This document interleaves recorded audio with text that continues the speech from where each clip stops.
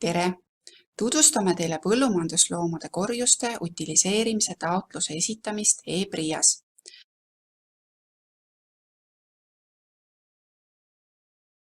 Teenuse kasutamiseks tuleb sisse logida e-PRIA keskkonda ning valida klient, kelle esindajana soovite taotlust esitada. Seejärel valige horisontaalselt menüüribalt Registrid, vajutage nupule Alusta uut taotlust. Valige taotluse liik, loomakorjuste utiliseerimine. Seejärel vajutage nupule Alusta esitamist.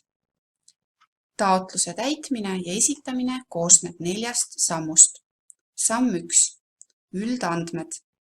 Siin kuvatakse loomapidaja poolt PRIAle esitatud isiku ja kontaktandmed vajalike toimingute ja infovahetuse läbiviimiseks.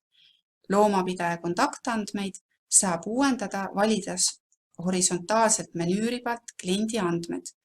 Kui leiate ebatäpsusi esindaja andmetes ning soovite neid uuendada, siis tuleb valida lehe üleval paremas servas esindatavaks iseennast ja seejärel saab andmeid muuta menüüs kliendi andmed. Kui kliendi andmed on õiged, see tähendab need ei vaja muutmist, siis järgmise sammuni jõudmiseks vajutage nupule Edasi. Samm 2. Detailandmed, mis koosneb 3 plokist. Plokis detailandmed valige andmevälja utiliseeritav loomaliik rippmenüüst utiliseerimisele mineva loomaliik.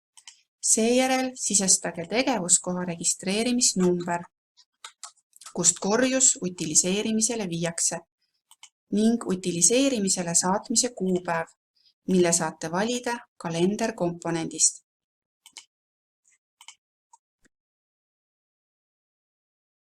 Plokis käitleja, valige andmevälja loomsete kõrvalsaaduste käitleja rippmenüüst sobiv valik.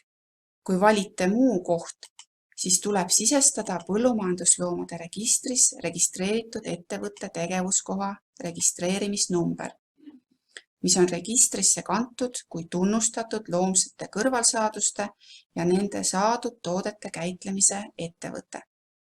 Kui andmed on sisestatud, siis vajutage nupule Salvesta ja edasi. Samm 3. Loomakorjuste andmed, mis koosneb 2 plokist. Plokk loomakorjuste identifitseerimise numbrit.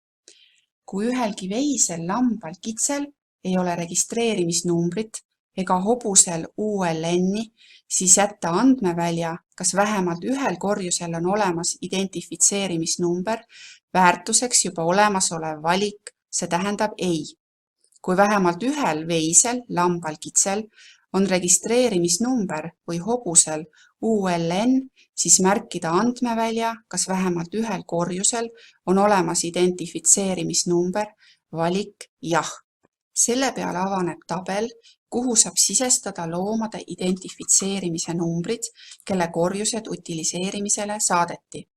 Vajutades nuppu, täida tabel automaatselt vaikeväärtustega registrist, kuvatakse valitud loomaliigi puhul valikusse loomad, kelle korjuseid võiks potentsiaalselt olla vajalik utiliseerimisele saata. Ebavajalikke loomi saab kustutada prügikasti ikoonile vajutades.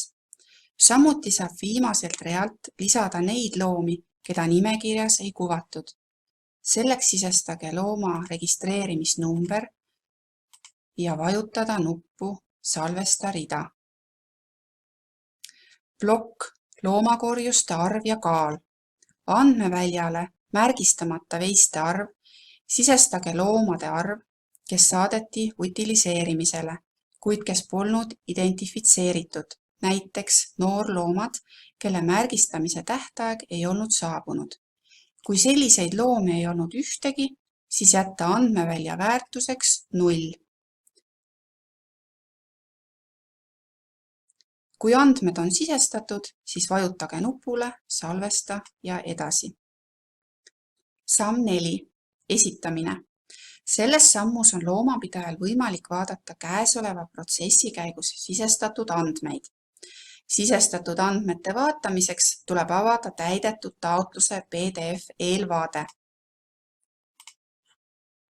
Kui olete veendunud, et kõik andmed on korrektselt kirja saanud, siis vajutage nupule Esita taotlus. Eduka esitamise korral kuvatakse eduteade taotlus esitatud. Lehe vasakus servas kuvatakse PRIAle juba esitatud taotlused. Kõige viimasena esitatud taotlus kuvatakse nimekirjas esimesena. Head kasutamist!